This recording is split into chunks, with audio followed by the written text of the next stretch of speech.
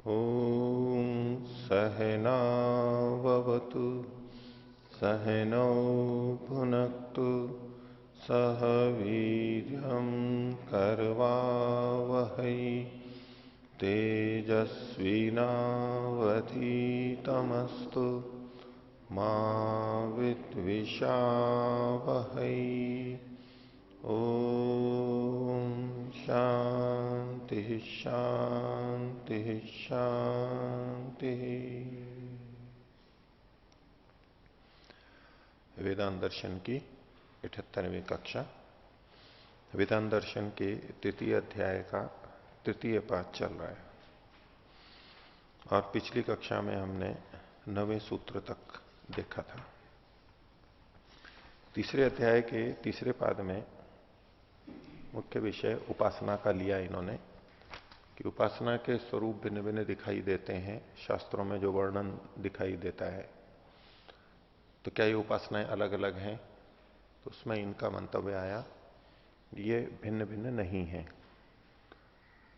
भिन्न भिन्न नाम दिए गए हों, उपास्य के नाम अलग अलग हों, प्रकरण अलग अलग हो, वर्णन अलग अलग हो, तो भी उपास्य एक है, फल एक है, उपसंहार एक है।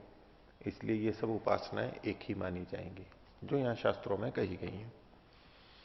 तो और जो ये कहा है कि कहीं ये मान रहा है, कभी वहां दूसरी जगह मान रहा है, स्थान का भेद है। तो उन्होंने कहा चूंकि परमात्मा सर्वव्यापक है तो यहां भी कह सकते हैं, वहां भी कह सकते हैं। अब वहां स्थित उन सूर्य आदि में स्थित, यहां स्थित, इस तरह कथन किया जा सकता है। तो कोई यहां कर रहा है, कोई वहां मान करके कर रहा है, कोई अंतरिक्ष में कर रहा है, परमात्मा को अनंत आकाश में फैला हुआ विचार कर रहा है, तो वहां अभी यहां नहीं देख रहा है अपने शरीर में और पृथ्वी पर, अनंत में।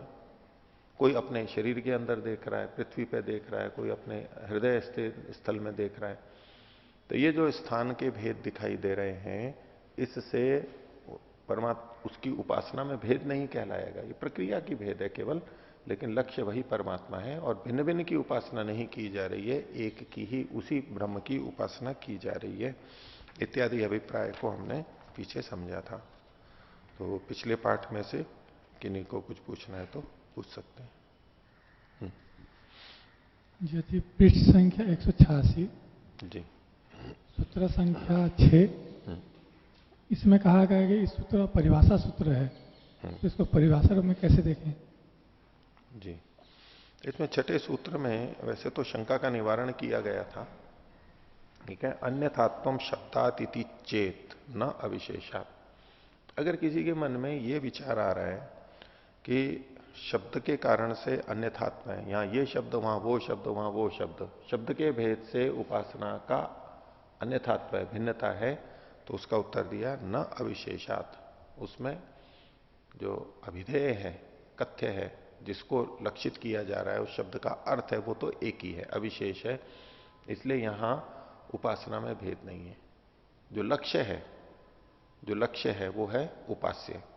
और उपास्य के भी जो अलग अलग शब्द आए हैं, उन उपास्यों में भी कौन सा उपास्य, ये सब अलग अलग उपास्य हैं।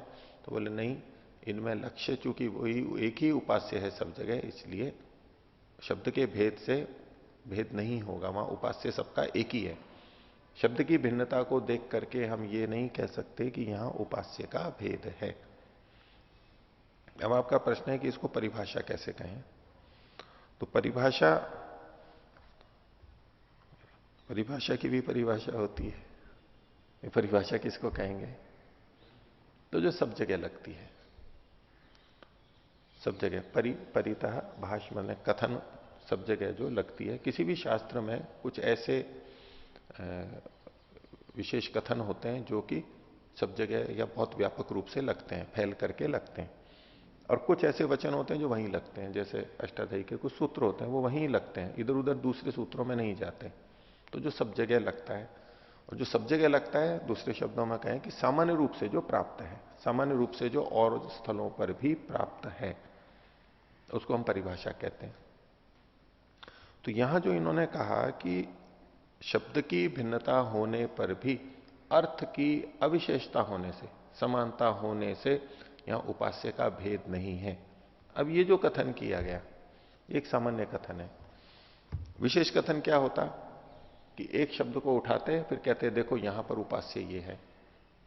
दूसरा शब्द उठाते हैं, एक जगह आनंद उठा लिया, एक जगह आकाश उठा लिया, एक जगह वैश्वानर उठा लिया, कहीं प्राण उठा लिया, कहीं वायु उठा लिया, भिन्न भिन्न शब्दों को बता करके जहां ये कथन होता है कि देखो इसका अर्थ ये है तो वही ब्रह्म है, ऐसे करके विशेष शब्दों का विशेष कथन होता तो वो परिभाषा नहीं होती, वो उदाहरण के रूप में कथन होते। लेकिन यहां किसी एक या कुछ विशेष शब्दों का ग्रहण नहीं किया गया, सामान्य रूप से बात कह दी कि इन स्थलों पर जो ये शब्द आ रहे हैं उपास्य के रूप में, उनमें भिन्नता नहीं है। तो चूंकि ये सब जगह लग रहा है इसलिए इसको परिभाषा के रूप में कहा जा सकता है। जी। ओम।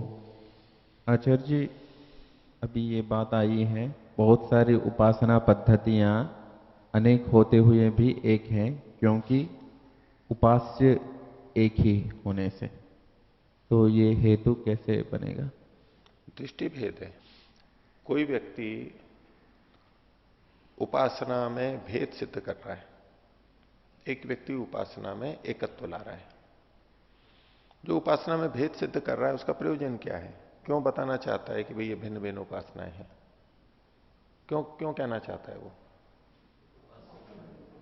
भाई वहां कुछ शब्द भिन्न भिन्न दिख रहे हैं, चलो शब्द भिन्न भिन्न दिख रहे हैं, लेकिन ये क्यों कहना चाह रहा है कि ये अलग है और ये अलग है? अगर उपासना भेद है, उपास्य भेद होगा, फल का भेद हो जाएगा कि ये उपासना कहीं और ले जाएगी, ये उपासना कहीं और ले जाएगी, ये बात निकल करके आती है। और किसी का लक्ष्य वो है, किसी का लक्ष्य वो है, किसी का लक्ष्य वो है। अलग अलग उपास्य हो गए यानी अलग अलग लक्ष्य हो गए। ये भिन्नता होगी, ठीक है। वो बोले वो तो उसकी करता है, वो उसकी करता है उपासना, वो उसकी करता है। और जब ये भिन्नता आएगी तो भिन्नता क्या पैदा करती है? विशेषता क्या पैदा करती है? ये विशेष, ये विशेष, ये अलग पृथकत्व को पैदा करती है। तो ये सब उपासनाएं एक ही हैं, एक ही ब्रह्म को कह रही हैं। इससे सामान्यत्व जब देखते हैं तो एकत्व हो जाता है, सामान्यम एकत्व कर्म। समानता जब देखते हैं तो एकत्व का भाव आता है, और विशेषता देखते हैं तो भिन्नता का भाव आता है। उन सब दृष्टियों से, और यदि हम ये माने कि ये सब भिन्न भिन्न उपासनाएं हैं, तो वहां फिर सही गलत का भी निर्णय करना पड़ेगा।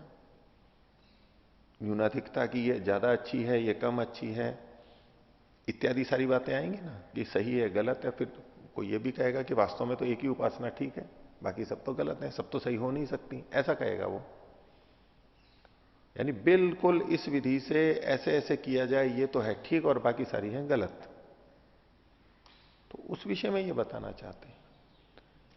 और चूंकि ऋषियों का भाव ही यही था, शब्द के भेद थे, प्रक्रियाएं भिन्न थी, क्योंकि अलग अलग स्तर के मनुष्य होते हैं, तब एक जैसी उपासना नहीं कर सकते, वो प्रक्रियाओं में भेद है। तो उसके अनुसार ये कथन हमारे को वर्णन तो मिल रहे हैं, अब इन वर्णनों में भिन्नता नहीं है, एकत्व है, वो केवल बताना चाहते हैं। इससे हमें भी पता लगता है कि हम कुछ थोड़ा अदल बदल करके कर रहे हैं तो उसमें मन में ग्लानि लाने की बात नहीं है कि मैंने ये नहीं किया, आज ये चीज छूट गई, और आज तो इस मंत्र का पाठ नहीं हुआ, और आज तो ये हो गया। ये नहीं करना चाहिए।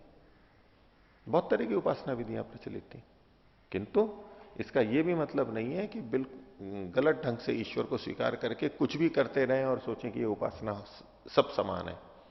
आजकल जो प्रचलित है उनके लिए नहीं बात है ये, और उनमें भी जहां जहां भिन्नता है, लेकिन मूल चीजें जहां जहां समानता है उतना उतना ठीक ही मान लेना चाहिए, कोई बात नहीं, वो चीज वही है। तो ये एकत्व के लिए और हमारे को ये सुविधा भी देने के लिए, हमारी समझ बढ़ाने के लिए कि आपको ये नहीं ठीक नहीं लगती, आप इस तरह से कर लो, इस तरह नहीं इस तरह से कर लो। अब किसी को बिल्कुल पकड़ा दिया कि आपको ऐसे ही करनी है, ये ही बिल्कुल ठीक है, और थोड़ा सा इधर उधर होते ही उसके मन में भी आता है कि भाई मैं तो फिट कर नहीं पा रहा हूं इसको, ये तो कुछ ही लोग कर पाते हैं, मेरे बस का तो नहीं, वो छोड़ बैठेगा, उसको उपासना ही नहीं करेगा। तो उस उपासना को कर नहीं पा रहा है, और किसी भी उपासना को ना करे, उससे अच्छा क्या है? और दूसरी ले ले, विकल्प है ना, विकल्प है। ऐसे भोजन के विकल्प हैं, हम एक सब बिल्कुल एक जैसा थोड़ा खाते हैं, खा नहीं सकते हैं, सब अपना अपना अलग अलग होता है। तो इसी तरह से मन के स्तर पर भी उपासना में भेद हो सकते हैं, और एक व्यक्ति भी हमेशा एक जैसी उपासना नहीं करता है। और कोई कोई होगा जो बिल्कुल, जिसने पकड़ रखा है मेरे को तो हमेशा बे ये का ये करना है, वही शब्द वही चीज वही क्रम उतनी ही देर, नहीं तो उनमें भी परिवर्तन आता है। एक व्यक्ति भी उपासना, वो मान लो जो 10 20 30 साल से उपासना कर रहे हैं, वो देखें आप पहले कैसे करते थे, 1 साल पहले कैसी करते थे, 10 साल पहले क्या करते थे, और आज क्या करते हैं, आज क्या स्तर है। अब बच्चों को आप उपासना कराएंगे, संध्या कराएंगे, तो वहां तो एक अलग तरह से होती है, वो फिर वैसे ही करते रहते हैं, मंत्र पाठ उनके लिए वही है। अर्थ बोलते भी रहो तो भी उनकी गंभीरता नहीं जा सकती, उनका सोच ही नहीं होता है वैसा। तो हम अपने स्तर, और बड़ों में भी भेद आता जाता है। जो लगातार करते हैं उनमें परिवर्तन आता ही है, उनको एक एक साल में भी अंतर लग जाएगा, महीने महीने में भी अंतर लग जाएगा कि मेरी पहले ये प्रक्रिया थी और अब मैं ये कर रहा हूं, अब मेरे को ये ज्यादा चीज ठीक लग रही है। और सालों में तो अंतर दिख ही जाता है पक्का। तो ये सब परस्पर विरुद्ध नहीं हो करके अलग अलग स्तर के लिए हैं, और कोई इस तरह से भी जा रहा है, कोई उस तरह भी जा रहा है, तो भी पहुंचता है इसमें। लेकिन कई जने क्या करते हैं, इसमें जो सूर्य आदि का प्रतीक के रूप में कथन किया गया, जो पीछे हम उपनिषदों में भी देख रहे थे, यहां भी ये चर्चाएं तो हुई हैं वेदांत में भी, उसको वो फिर मूर्ति पूजा पे ले जाते हैं। वो कहते हैं देखो, उपनिषदों में भी तो प्रतीक उपासना कही गई है, पहले तो इसको प्रतीक उपासना नाम देते हैं। वो कहते हैं कि अच्छा, यहां सूर्य को ब्रह्म परमात्मा कहा, चंद्र को कहा, वायु को कहा, विद्युत को कहा, इनको कहा, जो जो भी वर्णन आते हैं, तो बोले ये तो परमात्मा है नहीं। तो उनसे बातचीत में वो कर लेते हैं कि हाँ ये प्रतीक हैं, बस उपलक्षण हैं। अब वो वहां से फिर प्रतीकोपासना शब्द बुलवा लेते हैं, खुद खुद बोल लेते हैं, सामने वाले से बुलवा लेते हैं प्रतीकोपासना। अब कहें कि ये लोग भी ऐसे करते हैं प्रतिमाओं से, मूर्तियों से, उसको प्रतीक के रूप में कर सकते हैं। जब नहीं कर पा रहे, फिर वो यूं भी करते हैं कि भाई उपनिषदों में ये प्रतीक उपासना कही क्यों है। जब परमात्मा निराकार है और निराकार के रूप में ही कथन होता है, तो यहां ये सूर्य आदि का कथन करके कहा क्यों गया है, कहा क्यों गया है। तो कोई यही तो उत्तर देगा कि भाई ठीक है, अलग अलग स्थितियां होती हैं उसके लिए, तो अर्थात अलग अलग स्थितियों के लिए कुछ अलग अलग उपाय किए जा सकते हैं, तो फिर उसको मूर्ति पूजा पे ले आते हैं वो। ये ठीक है, उसी आधार पे चला है, और यहां तक कह देते हैं कि ये प्रतीकोपासना उपनिषदों से ही चली है। ये थोड़ा खैर अधिक स्थूल रूप आ गया, अधिक विकृत हो गया, लेकिन उपनिषदों से चली है। लेकिन हमने देखी उपनिषद में भी देखा, वहां सब जगह इस अभिप्राय कि सूर्य नहीं, सूर्य में स्थित जो है वो सूर्य का रचयिता है, ये है वो है, उस तरह की बातें वहां पर देखनी होती है। ये वही है, वो सूर्य को वास्तव में नहीं कह रहे होते, सूर्य में स्थित परमात्मा को कह रहे होते हैं। संसार को देख करके भी परमात्मा के प्रति भावना हम बना सकते हैं, बनाते हैं, इस रूप में ही ग्रहण किया जाता है। इसका मूर्ति पूजा के समर्थन में या परमात्मा साकार है इस कथन में कहीं भी अभिप्राय नहीं है। इन सब प्रतीकोपासनाओं को उपनिषदों में कहते हुए भी उसको साकार कभी भी नहीं, उसको साकार नहीं मानेगा, निराकारी है वो। ठीक है, ओम धन्यवाद। हाँ। ये जो छठा सूत्र है और 8वां सूत्र है, 8वां, जी हाँ 8वां, हाँ। तो छठे में भी शब्द से अन्य धातु की बात है और 8वें में भी संज्ञा से अन्य धातु की बात है, तो ये दोनों तो जी एक ही बात है, तो वो कैसे? संज्ञा विशेष नाम हो जाते हैं, शब्द तो और भी दूसरे लिए जा सकते हैं, संज्ञा से भिन्न शब्द भी लिए जा सकते हैं, लेकिन हाँ ये मुख्य विषय लगभग एक ही जैसा चल रहा है, थोड़ा थोड़ा अंतर करते हुए यहां पर कह रहे हैं।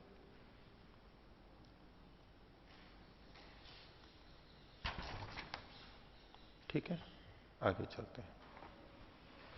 तो वेदांत दर्शन के तृतीय अध्याय का तृतीय पाठ, और इसके 10वां 11वां सूत्र इकट्ठा दिया हुआ है, उसको हम देखेंगे। सूत्र है सर्व अभेदाद अन्यत्रे में, यहां तक का भाग ये 10वें सूत्र का है।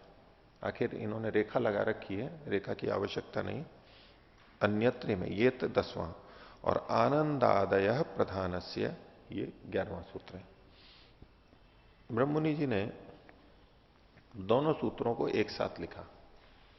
उसके लिए ये कई जगह और भी दर्शनों में करते हैं, कहते हैं इन सूत्रों की एक वाक्यता है, अर्थात संबद्ध है, ये एक दूसरे से ज्यादा जुड़े हुए हैं, इसलिए एक साथ लिख देते हैं, और बाकी अलग अलग तो व्याख्याएं की ही जाती हैं।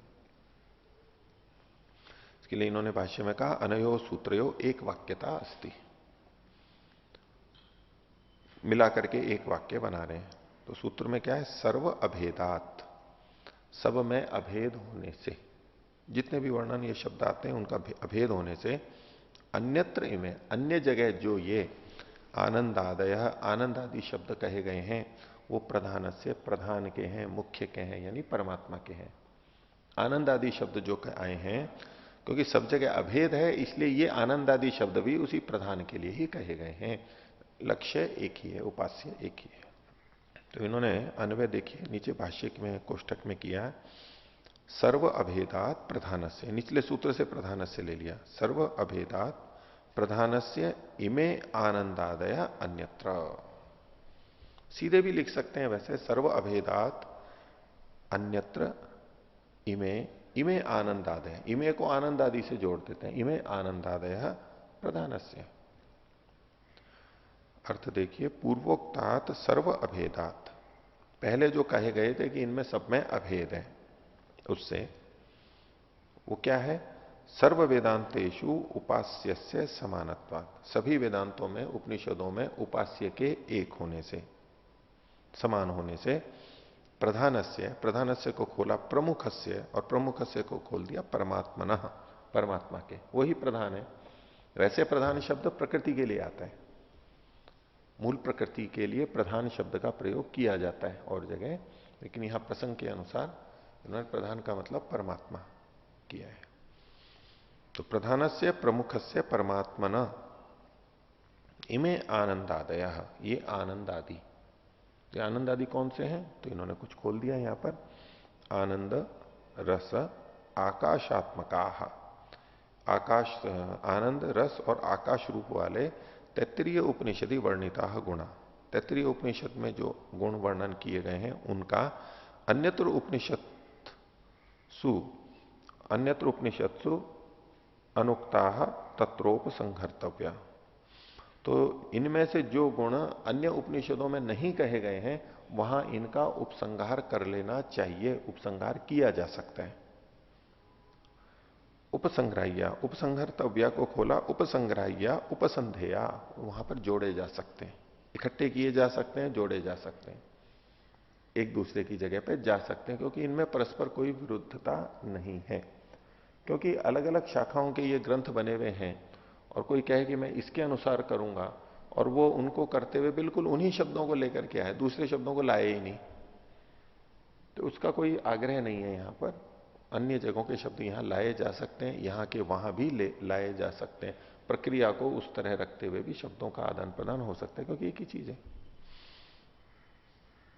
जैसे कि किसी का उद्यम हो, फैक्ट्रियां हो अलग अलग, या सरकार के अलग अलग विद्यालय होते हैं, चिकित्सालय होते हैं, तो उसमें वो व्यक्तियों को इधर से उधर कर सकते हैं ना, यद्यपि वहां पर है वो सारा वहीं बना हुआ है, ये यहां है, ये यहां है, लेकिन व्यक्तियों को इधर उधर कर सकते हैं ना, उसी योग्यता वाला और वो लक्ष्य हो तो इधर उधर किए जा सकते हैं, तो कोई अंतर नहीं आता है, होता है, ये तो यहां पर भी हो रहा है ऐसे ही।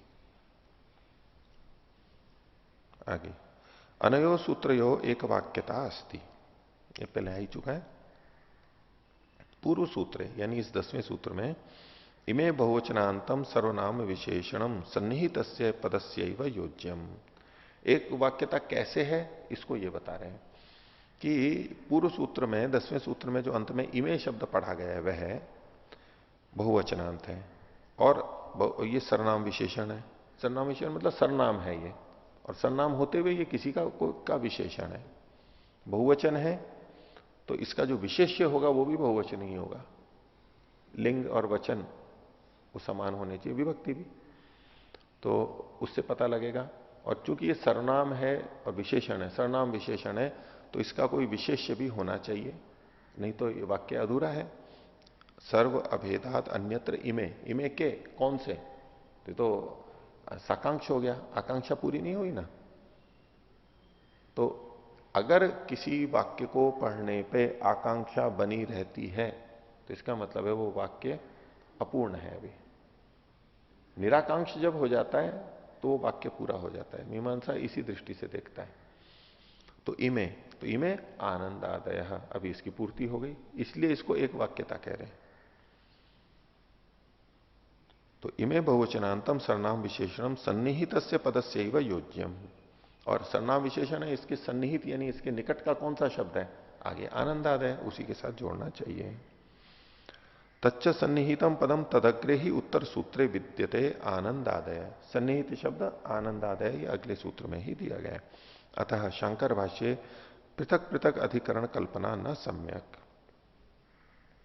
शंकर भाष्य में इन दोनों सूत्रों के अधिकरण अलग अलग बनाए गए हैं। वहां भाष्य में अधिकरण यानी उस प्रकरण का एक सूत्र या कई सूत्रों का अधिकरण बना देते हैं, उसका शीर्षक देते हैं, अलग अलग नाम देते हैं। वो नाम अलग अलग दिए गए हैं। अगर वो नाम नहीं देते, वैसे ही सूत्र अलग अलग होते तो फिर भी चल जाता, इनका अभिप्राय ऐसा है। तो 10वां सूत्र जो है सर्वाभेदाद अन्यत्रे में, वहां पर उसमें सर्वभेदाधिकरणम, सर्वभेद अधिकरणम, सर्वभेदाधिकरणम ये नाम दिया हुआ है। और 11वें सूत्र में आनंदादय प्रधान से है, तो आनंद्याध्यधिकरणम, आनंदादि अधिकरणम, आनंदाद्यधिकरणम ये उन्होंने नाम दिया है। उस पर ये टिप्पणी कर रहे हैं कि तो एक ही बात थी, इसको अलग अलग अधिकरण में नहीं लेना चाहिए। अधिकरण भेद कैसे करते हैं कि वहां विषय की भिन्नता होती है, कुछ ना कुछ विषय की भिन्नता होगी। ये तो बिल्कुल एक ही चीज कही जा रही है, इमे कहा गया, उसमें आनंदादय बता दिया और प्रधान के ये जुड़े हुए हैं, तो ये तो एक ही सारी बात है, इसलिए अधिकरण भेद नहीं होना चाहिए। आगे चले 12वां सूत्र, प्रिय शिरस्त्वाद्य प्राप्ति उपचयापचयो ही भेदे। वहां पर तैत्तिरीय उपनिषद में पीछे जो इन्होंने उदाहरण दिया था, ये तैत्तिरीय उपनिषद की बात कर रहे हैं। तैत्तिरीय उपनिषद में प्रिय शिरस्त्वादि, प्रिय शिरस, प्रिय शिरस ये शब्द वहां पर हैं। तस्य प्रियम एव शिरः, तस्य प्रियम एव शिरः एक वचन मिलता है वहां पर। तो प्रिय और शिरः ये शब्द मिले हुए हैं, तो उसको मिला करके इन्होंने कह दिया प्रिय शिरस्त्वादि। ये जो वहां प्रिय शिरस्त्वादि शब्द कहे गए हैं, उनकी अप्राप्ति होती है, उनकी अन्य जगहों पे प्राप्ति नहीं होती। जैसे पीछे आनंद आदि शब्द के लिए इन्होंने कहा था कि वो अन्यत्र भी प्राप्त हो जाते हैं, अन्य प्रकरणों में भी ये शब्द चले जाते हैं, लेकिन यहां प्रिय शिरस्त्वादि जो शब्द हैं वो अन्य जगह पे नहीं जाते। एक तरह से पिछला जो सूत्र था, एक सामान्य रूप से कथन कर दिया था, उसका अपवाद बताया जा रहा है कि इन शब्दों को दूसरी जगह नहीं ले जाना है, प्रिय शिरस्त्वादि शब्दों को दूसरी जगह पे नहीं ले जाना है। प्रिय शिरस्त्वादि अप्राप्ति, उनकी दूसरी जगह प्राप्ति नहीं होती है। क्यों नहीं होती है? तो उसके लिए हेतु दिया उपचयापचयो ही भेदे। वहां उपचय और अपचय का भेद कथन किया गया है। उपचय मतलब तो अधिक होना, अपचय मतलब नीचे कम आना, कम होना। क्योंकि वहां उपचय अपचय का कथन किया गया है, तो इसलिए ये परमात्मा के वाचक नहीं है, ये कहना चाह रहे हैं। उपचय अपचय मतलब न्यूनाधिकता का जो कथन किया गया, ये परमात्मा पे घटता नहीं है। यह शब्द आनंद आदि शब्द कहां ले जाए जा रहे थे? उपासना में। किसके लिए, किसके वाचक बना करके? परमात्मा के वाचक बना करके। और चूंकि यहां पर न्यूनाधिकता की प्रतीति हो रही है, उपचय और अपचय प्रतीत हो रहा है, तो ये परमात्मा के तो हो नहीं सकते, और परमात्मा के नहीं है तो उपास्य के रूप में परमात्मा के कथन में दूसरी जगह पे नहीं ले जाने चाहिए। अर्थात वे ही शब्द दूसरी उपासनाओं में ले जाए जाने चाहिए उपास्य के रूप में, जो परमात्मा पे घटते हो। इनका उपचय अपचय कैसे है, ये भाष्य में अभी बता रहे हैं। तत्र आनंदादिशु प्रिय शिरस्त्वादि विशेषणानाम उपसंहार प्राप्ति न भवती। आनंद आदि जो शब्द पीछे कहे गए, उनके साथ साथ प्रिय शिरस्त्वादि जो विशेषण है उनकी उपसंहार की प्राप्ति नहीं होती, ये उनसे जुड़ते नहीं है, अन्य जगह भी नहीं जाते हैं, इनसे भी नहीं जुड़ते हैं परमात्मा के वाचक में। तो ये कौन से शब्द हैं? तो तैत्तिरीय उपनिषद ये 2:5 का है, तैत्तिरीय 2:5। उसमें जैसे तस्य प्रियमेव शिरः, परमात्मा के कथन रूप में वहां परमात्मा ही आ रहा है, लेकिन उसका सीधे सीधे मान नहीं रहे हैं, गौण कथन है। तो प्रिय शिरः, उसको पुरुष की तरह से कथन किया जा रहा है कि जो उसका प्रिय है वो उसका सिर है, तस्य प्रियमेव शिरः। दूसरा कहा मोदो दक्षिण पक्ष, मोद शब्द है, मोद वो उसका दक्षिण पक्ष है, दाहिना भाग हो गया, सिर एक हो गया, ये दाहिना भाग हो गया। और प्रमोद उत्तर पक्ष, प्रमोद शब्द आया, ये भी एक आनंदवाचक ही शब्द है, यानी सुख का वाचक है, तो ये दक्षिण पक्ष हो गया। तो प्रिय, मोद और प्रमोद 3 शब्द आए हैं। प्रिय को सिर कहा, मोद को दक्षिण पक्ष कहा, और प्रमोद को उत्तर पक्ष कहा, बाएं हाथ इस तरफ का शरीर का ये भाग का, ये 3 तरह से वर्णन किया गया। तो प्रिय, मोद और प्रमोद ये जो 3 शब्द आ रहे हैं, इसमें भिन्नता है, न्यूनाधिकता है, ये इसको आगे बताएंगे।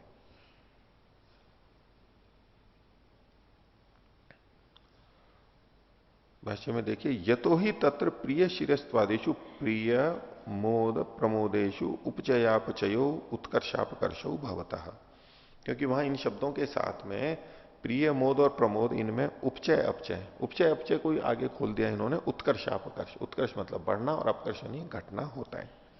कैसे होता है वो? तो उसको बता रहे हैं, प्रियान मोदे, प्रिय की अपेक्षा मोद में, मोदात प्रमोदे, और मोद की अपेक्षा प्रमोद में भवती उपचय, उपचय होता है, उत्कर्ष होता है। अर्थात प्रिय की अपेक्षा मोद अधिक सुखद होता है, प्रिय भी सुख है, प्रिय से मोद अधिक सुख है, और मोद से प्रमोद सुख है। ऐसे तो सब चीजें अच्छे लगने अर्थ में ही आएगा। भाई हम किसी वस्तु को, व्यक्ति को, कुछ को देख के हम कहें खाद्य पदार्थ है और है, नहीं मेरे को प्रिय है, मेरे को प्रिय लग रहा है, ये एक भाव हुआ। बोले इससे मेरे को मोद हो रहा है, एक तो प्रिय भाव है और एक मोद हो रहा है, उसमें अंतर आएगा।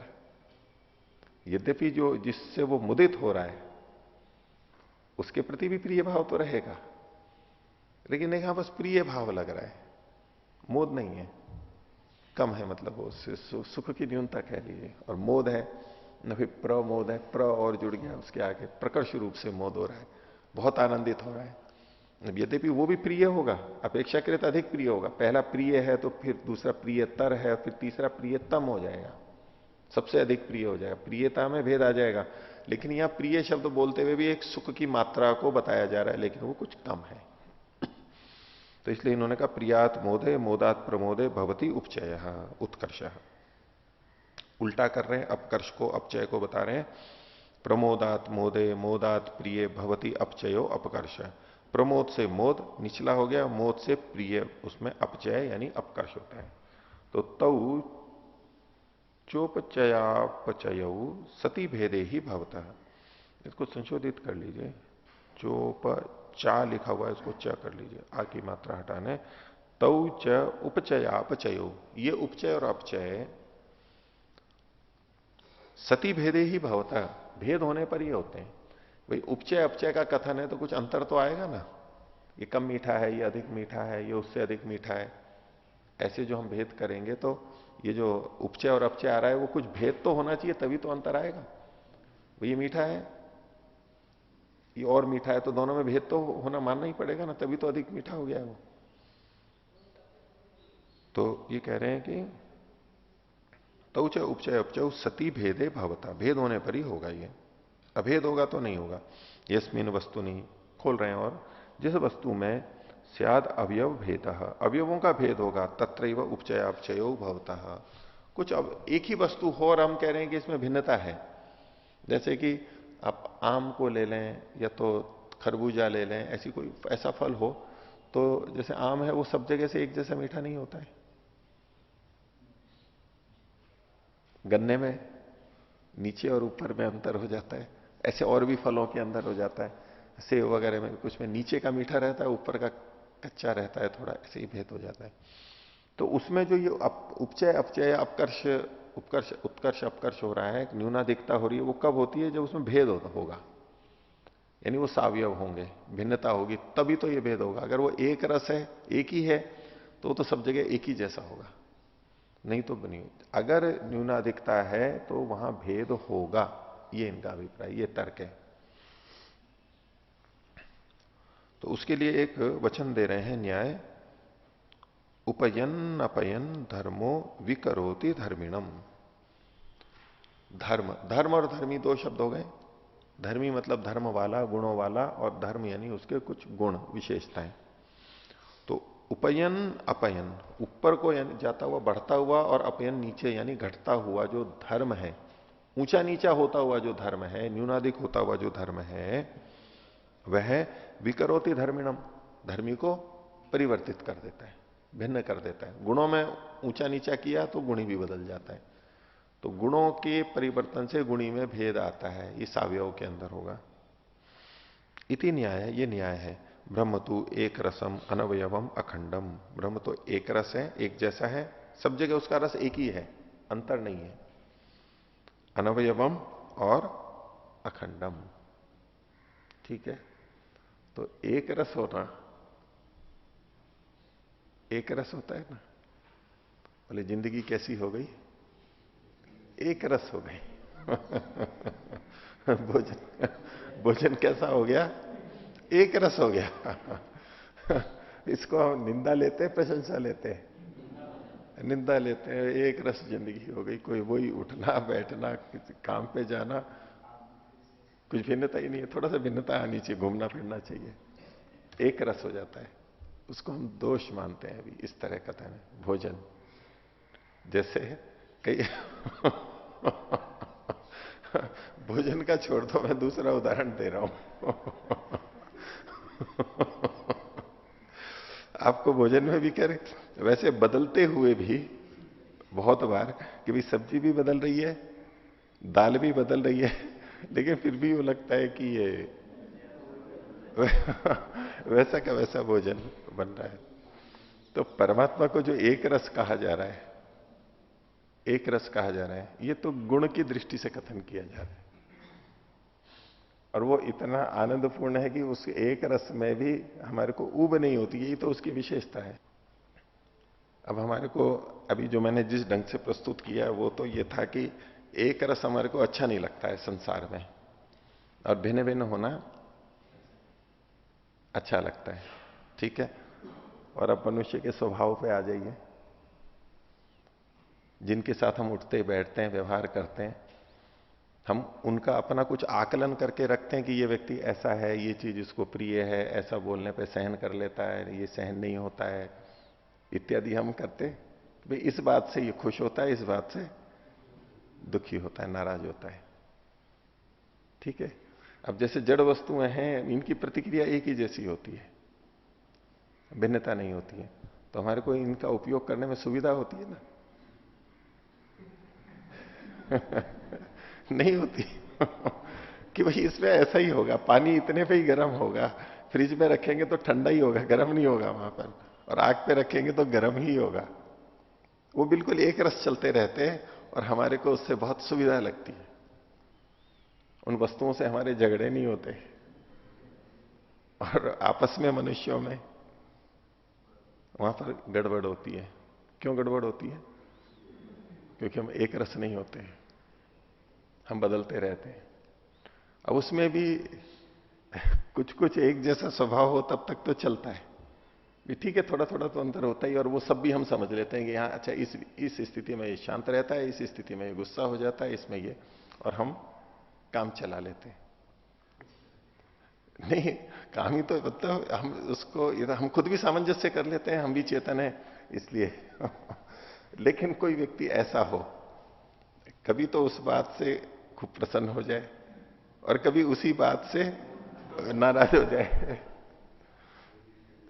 क्षणे रुष्ट क्षणे तुष्ट रुष्टस्तुष्ट क्षणे क्षणे अव्यवस्थित प्रसादो अपि भयंकर।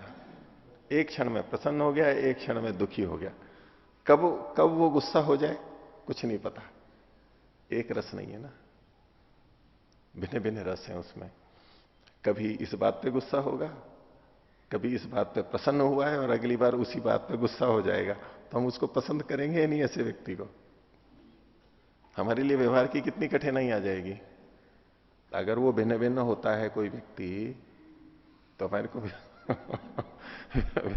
व्यवहार की कठिनाई नहीं होगी। हमें सुविधा कब होती है? एक रस के साथ में सुविधा होती है। तो परमात्मा यदि एक रस ना हो, कभी इसको पुण्य कह दे, कभी इसको पाप कह दे, और कभी इसको, कभी इस पे कृपा कर दे, कुछ भी हो, कभी इस पे कृपा कर दे, यदृच्छया और यदवा तदवा भविष्यति, उस तरह से, तो हमारे को पसंद नहीं आएगा कभी भी। हम बिल्कुल निश्चित चाहते हैं, बिल्कुल निश्चितता, एक्यूरेसी चाहते हैं, ये ऐसा है तो बस ऐसा ही आए। अगर हमारा कोई तराजू हो, वो कभी ये तोल देता हो कभी ये तोल देता हो, 10-20 ग्राम आगे पीछे कर देता हो, हम नहीं चाहेंगे उस तराजू को, कभी भी नहीं चाहेंगे। इसी तरह से खिलाड़ी का भी होता है। अब खिलाड़ी मान लो जल्दी आउट हो जाता है, कोई देर से होता है, वो तो सबके साथ होता है, लेकिन फिर भी वो निकालते हैं कि एक रस्ता किसकी है, कंसिस्टेंसी किसकी ज्यादा है, कि भाई एक जैसा कैसा है, भाई इसका लगभग इतना आता है। एक होता है, मान लो एक ने 10 पारियां खेली और 10 पारियों में 5 बार तो 100 बनाए और 5 बार 0-0 पे गया, ठीक है, और उसका 10 पारियों का औसत निकालेंगे 500 का तो 50 आएगा। एक दूसरा व्यक्ति है तो 10 पारियों में 50-50 बनाता है, उसने भी 500 ही बनाए, या तो 40 और 60 करके, और कुल मिला के उसके भी 500 लगभग बन रहे हैं। किस पे अधिक विश्वास होगा?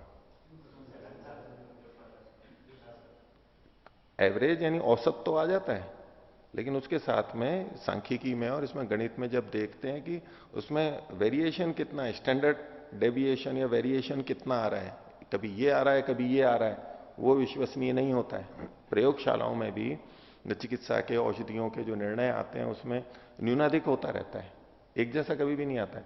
लेकिन किसी के निर्णय कभी तो बहुत हल्के आ रहे हो और कभी बहुत अच्छे आ रहे हो, कोई ऐसी दवाई हो, उसको प्रयोग के लिए नहीं लाया जाएगा। वो बोला नहीं, औसत लगा लो, और औसत लगा करके हाँ 60% में ठीक होता है, ऐसी औषधि विश्वसनीय नहीं होती है।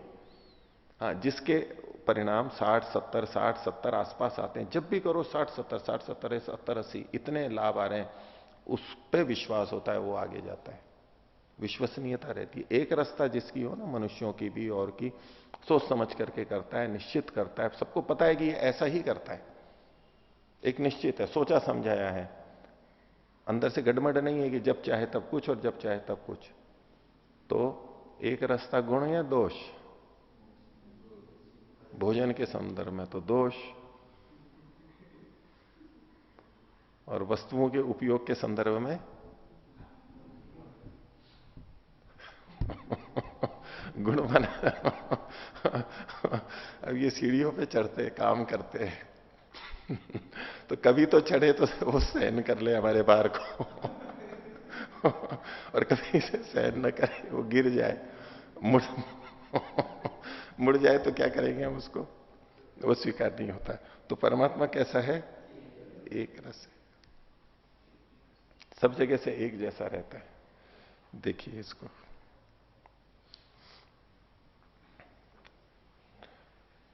तो मोद,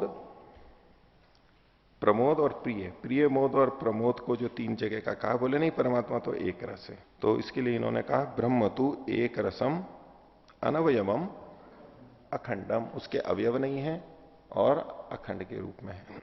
दूसरा और उदाहरण दिया मांडुक्य का, एक आत्म प्रत्यय सारम, एक आत्म रूप से बिल्कुल रमा हो जाता, बिल्कुल एक जैसा घुल है, ऐसा वो जाना जाता है, ज्ञान रूप के अंदर है। विदारणक में कहा अनंतरम अबाह्यम, वो केवल अंदर नहीं है और केवल बाहर नहीं है, यानी सब जगह पे है, इसलिए वो एक रस है। यहां भी वैसा ही है, यहां भी वैसा ही है, अंदर भी वैसा ही है, बाहर भी वैसा ही है, सब जगह एक जैसा है। अनंतरम अबाह्यम, एक जैसा हो गया। तस्मात्ते प्रिय मोद प्रमोदा न ब्रह्म धर्म।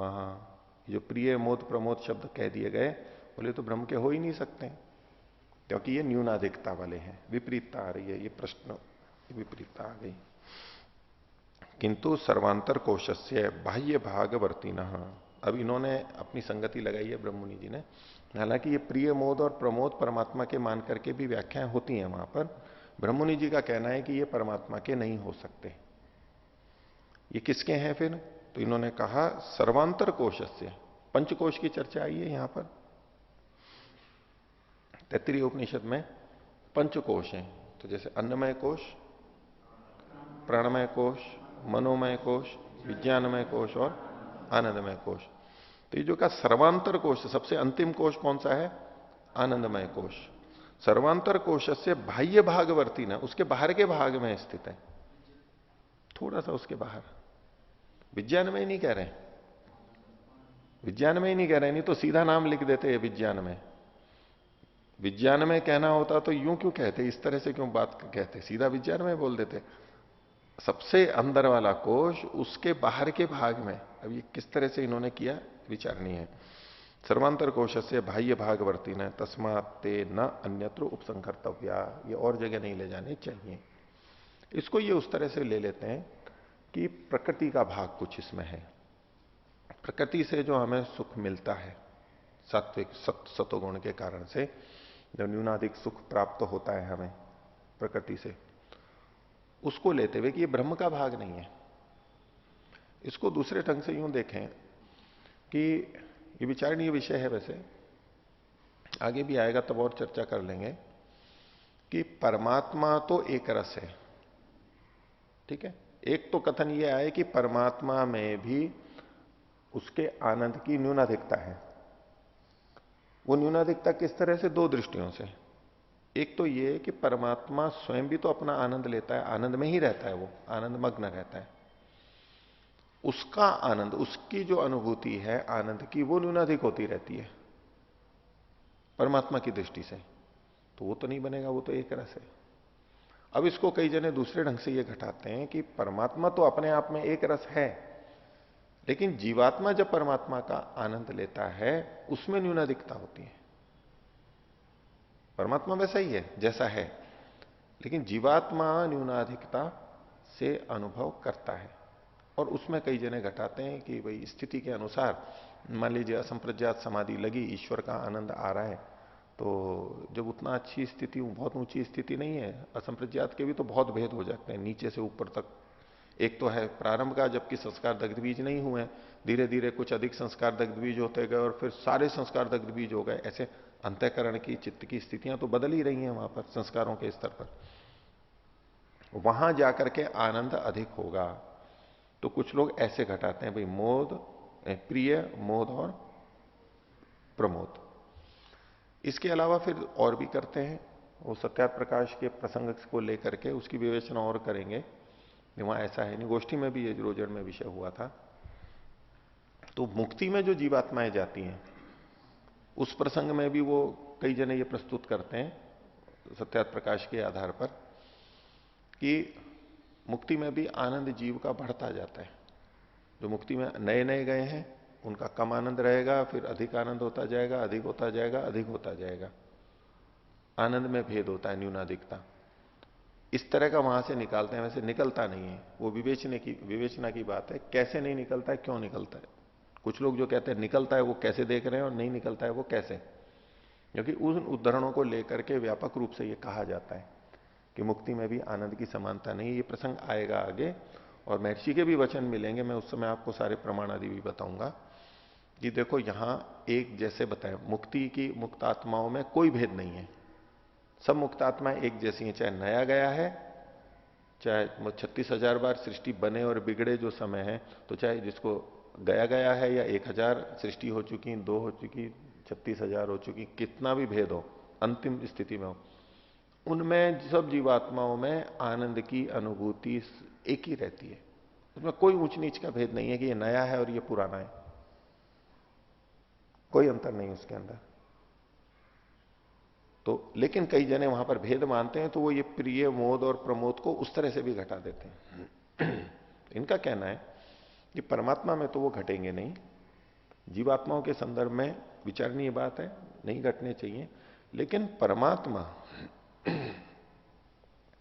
हमें जीवों को जो सुख देता है प्रकृति के माध्यम से, उसका अपना आनंद है, वो एक अलग चीज हो गई। प्रकृति के माध्यम से जो हमें सुख देता है, देता तो परमात्मा है, परमात्मा की व्यवस्था से मिलता है, उसमें न्यूनाधिकता होती है।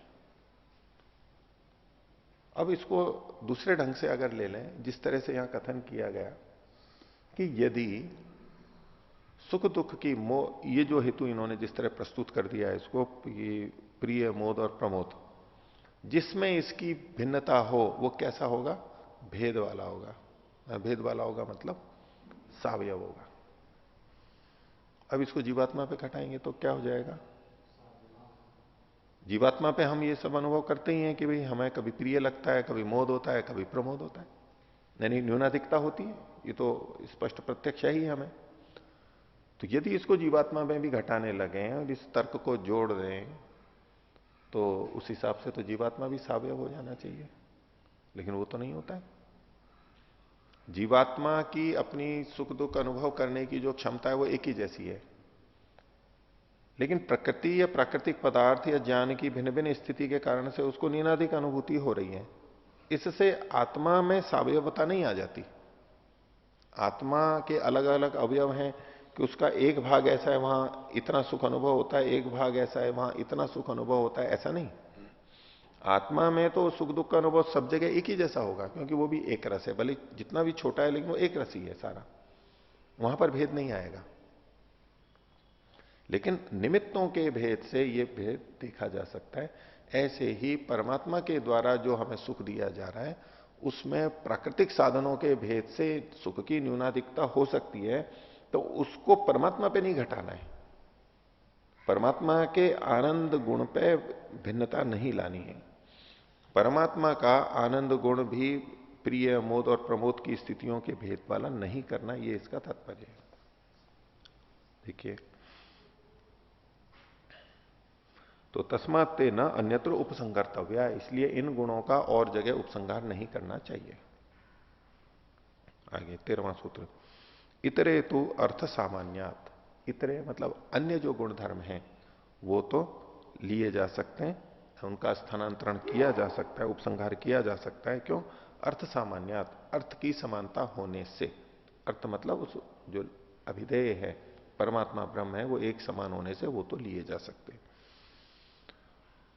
प्रिय शिरस्वादिभ्य, भाष्य में देखिए, प्रिय शिरस्वादिभ्य इतरेतु आनंद रस आकाश सत्यादयो धर्म उपसंहार प्राप्तिम अनुगच्छन्ति। इसी में 33 में वहां बहुत सारे धर्म बताए गए हैं, उनको इधर उधर ले जा सकते हैं।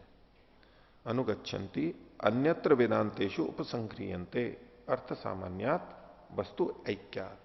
अर्थ की समानता यानी वस्तु की एकता होने से, अर्थ मतलब वस्तु अभिधेय,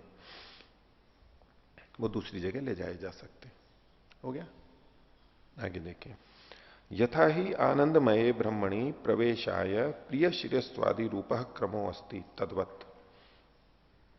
परमात्मा में प्रवेश करने के लिए, परमात्मा अनंत तक पहुंचने के लिए एक क्रम कुछ उन्होंने प्रिय मोद प्रमोद का बता दिया। उपासनाओं में भी अलग अलग भेद होता ही है, कभी पहले कम सुख लगता है, फिर बढ़ता जाता है, फिर बढ़ता जाता है, वो सब भेद हम देख सकते हैं। तो कह रहे हैं कि जैसे परमात्मा तक पहुंचने के लिए ये प्रिय शिरस्वादि का क्रम वहां पर वर्णन किया गया, ऐसे ये वर्णन भी है कुछ क्रम का। वो इन्होंने ये कठोपनिषद का दिया है, इंद्रियेभ्य पराह्यर्था अर्थेभ्यश्च परम मना। इंद्रियों से परे तो है अर्थ, इंद्रियों से मतलब यहां पर गोलक ले लेंगे, और अर्थ का मतलब है शब्द स्पर्श रूप रस गंध, जो इंद्रियों के विषय हैं वो अर्थ कहलाएंगे। उनसे पर है मतलब यहां सूक्ष्म है। इंद्रिय पे पराह्यर्था और अर्थेभ्यश्च परम मन, अर्थ जो शब्द स्पर्श रूप गंध है इनसे भी परे सूक्ष्म मन है। मनसस्तु परा बुद्धि, और मन से भी परे सूक्ष्म कौन है? बुद्धि। यहां बुद्धि से तात्पर्य अहंकार लिया जाता है, क्योंकि यदि वो बुद्धि तत्व लेंगे तो वो तो आगे आएगा। महत तत्व और बुद्धि तत्व एक ही माने जाते हैं। तो प्रकृति से जो पहला तत्व उत्पन्न होता है वो महत तत्व होता है, उसको बुद्धि तत्व भी कहा जाता है। तो अगर यहां हम मनसस्तु परा बुद्धि, मन से परे बुद्धि है, इससे बुद्धि यानी महत तत्व ले लेंगे तो बुद्धेरात्मा महान पर है, ये नहीं घट पाएगा। इसलिए यहां बुद्धि का मतलब अहंकार लिया जाता है, वो क्रम में बैठ जाता है। अहंकार को भी बुद्धि शब्द से बोल दिया जाता है। तो मनसस्तु परा बुद्धि, मन से परे अहंकार है। बुद्धेरात्मा महान पर, और बुद्धि से परे कौन है? महान आत्मा। महान आत्मा का यहां पर है महद आत्मा। महद आत्मा, महद आत्मा मतलब परमात्मा नहीं है, ये महत तत्व है। महत आत्मा जो गतिशील है, आत्मा मतलब अत सातत्य गमने से ले लेंगे, गतिशील जो है वो, यानी महत आत्मा यानी महत तत्व। क्योंकि अगली पंक्ति भी है, महत है परम अव्यक्तम, और महत से परे, इस महत तत्व से परे क्या है? अव्यक्त है। अव्यक्ति यानी मूल प्रकृति हो गई, और अव्यक्तात् पुरुषा पर, उस अव्यक्त प्रकृति से भी परे वो पुरुष है यानी परमात्मा है। फिर पुरुषान्न परम किंचित सा काष्ठा सा परागति, और उस पुरुष से परे और कुछ नहीं है, वो काष्ठा और पराप्राप्त गति है। काष्ठा मतलब बिल्कुल पराकाष्ठा बोलते हैं, जैसे सा काष्ठा सा परागति, पराकाष्ठा बिल्कुल अंतिम, उससे बढ़कर के कुछ और नहीं हो सकता ऐसा। अत्रापि परत्व तारतम्य क्रमो मंतव्यो भविष्यति इति अत्र उच्यते।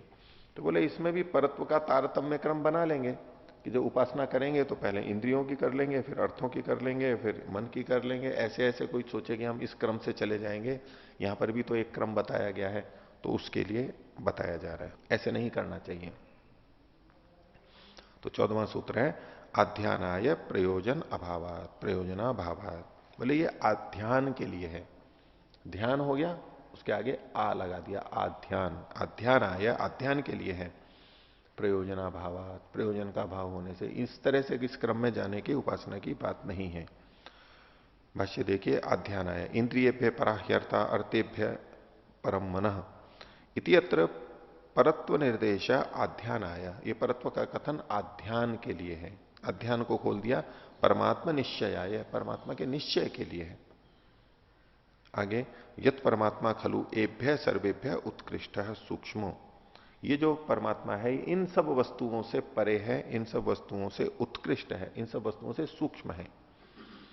अथ चैषाम सर्वेशम अंतरे व्यापकत्वेन वर्तमानो अस्ति इति मंतव्यम, और वो व्यापक रूप से इन सब के अंदर विद्यमान है, ये मानना चाहिए। नहीं अत्र उपासना विषय प्रदर्शनम ये न उपासना कर्मो भवेत, या उपासना का प्रसंग नहीं चल रहा है कि जिससे ये क्रम बताया गया और हम कहें कि नहीं उपासना में भी यही क्रम लेना चाहिए। ये तो परमात्मा के प्रति विशेष ध्यान करने के लिए, निश्चय के लिए कहा गया है। कथम तो प्रयोजना भावात, नहीं येषाम परत्वे अस्ति किंचित उपासनाया प्रयोजनम।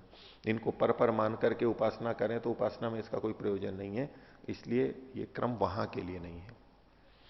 यहां जो आध्यानाय, आध्यान शब्द लिखा हुआ है, इसमें वैसे आ को तो हटा दीजिए, तो ध्येय चिंतायाम शब्द धातु, चिंतन करना, चिंतन के लिए, विशेष निश्चय के लिए। तो ध्येय चिंतायाम, वैसे अध्ययन मतलब तो ध्यान करना हम बोलते हैं, लेकिन ध्येय चिंतायाम। और चिति धातु क्या होती है? चिति स्मृत्याम, नहीं चिति संज्ञा नहीं, चिति स्मृत्याम, स्मृति अर्थ के अंदर है, चिति स्मृत्याम। तो जब हम ध्यान करते हैं उसमें स्मरण ही तो करते हैं। वो कहते हैं भगवान का स्मरण कर रहा है, ध्यान कर रहा है, नाम स्मरण कर रहा है। फिर ध्यान करते हैं तो बोले वो क्या कर रहा है? हम मंत्र लेते हैं, शब्द लेते हैं, वो स्मरण ही होता है। योग दर्शन के प्रसंग में भी हमने देखा था कि जो बार बार आवृत्ति करते हैं, विषय को बनाते हैं, वो स्मरण ही होता है, शब्द भी वही कहते हैं। तो चिति स्मृत्याम, और स्मृति क्या होता है? स्मृ आध्याने, स्मृ शब्द आध्यान, देखो वही शब्द आ गया बिल्कुल। हम ध्येय से चले थे तो स्मृ आध्याने, फिर वही आध्यान शब्द यहां पर है। आध्यान आया, उसके स्मरण के लिए ये है, उसको उसके निश्चय के लिए, ताकि हम स्मरण रख सकें कितना वो महान है, किससे भी वो परे है। एक भावना हमारे मन अंदर बन जाती है, ये इससे बड़ा, ये इससे बड़ा, ये इससे बड़ा, ये इससे भी परे है, इससे भी है, सबसे ऊपर है। इसके लिए ये वर्णन किया गया है। ठीक है, तो आज का पाठ इतना ही रखते हैं। प्रणव ध्वनि।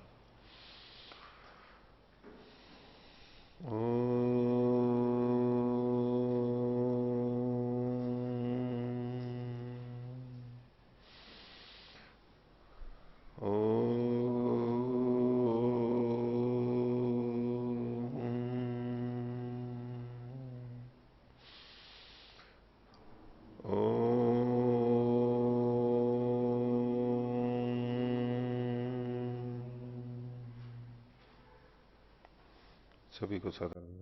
ओम